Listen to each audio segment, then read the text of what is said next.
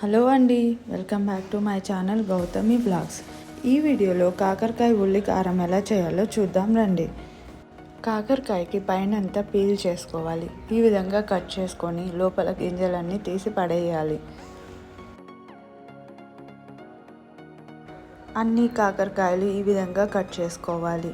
ఒక గిన్నెలోకి తీసుకొని ఒక స్పూన్ ఉప్పు, పావు స్పూన్ పసుపు వేసుకొని బాగా కలుపుకోవాలి.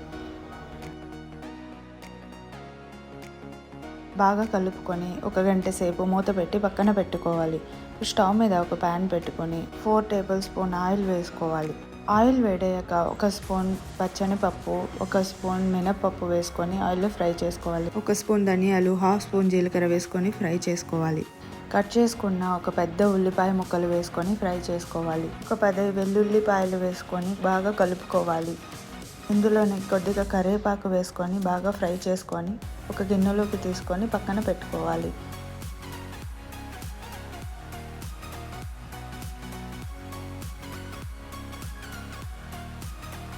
గంట సేపు తర్వాత కాకరకాయ కొద్దిగా సాఫ్ట్ అవుతుంది. బాగా పిండితే వాటర్ వస్తుంది. ఆ వాటర్ని అంతా పడేసి కాకరకాయలని ఒక ప్లేట్లో పక్కన పెట్టుకోవాలి. ఇప్పుడు అదే ప్యాన్లో ఒక 2 టేబుల్ స్పూన్ల ఆయిల్ వేసుకొని కాకరకాయ వేసుకొని బాగా ఫ్రై చేసుకోవాలి. ఒక 10 నిమిషాలు ఫ్రై చేసుకోవాలి.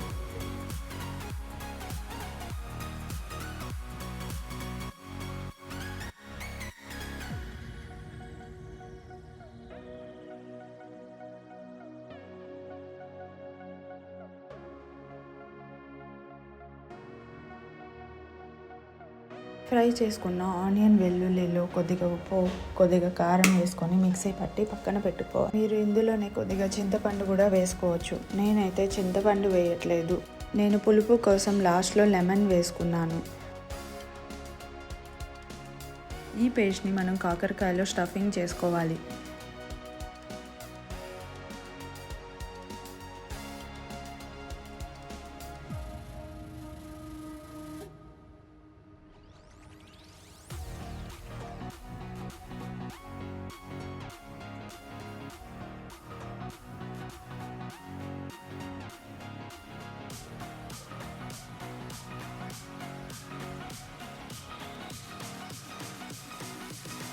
అదే ప్యాన్లో స్టఫింగ్ చేసుకున్న కాకరకాయని వేసి బాగా ఫ్రై చేసుకోవాలి. ఒక 20 to 30 మినిట్స్ ఫ్రై చేసుకోవాలి. ఫ్రిడ్జ్లో స్టోర్ చేసుకుంటే 1 వీక్ వరకు పాడవకుండా ఉంటుంది.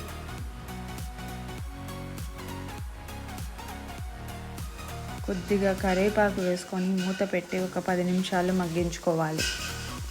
కొద్దిగా వాటర్ వేసుకొని కలుపుకొని ఉడికించుకోవాలి.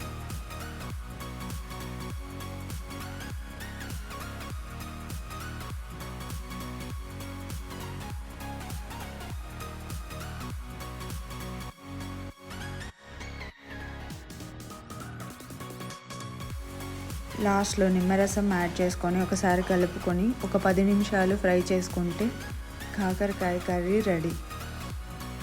నా వీడియోస్ కనుక మీకు నచ్చినట్లయితే నా ఛానల్ని సబ్స్క్రైబ్ చేసుకోండి.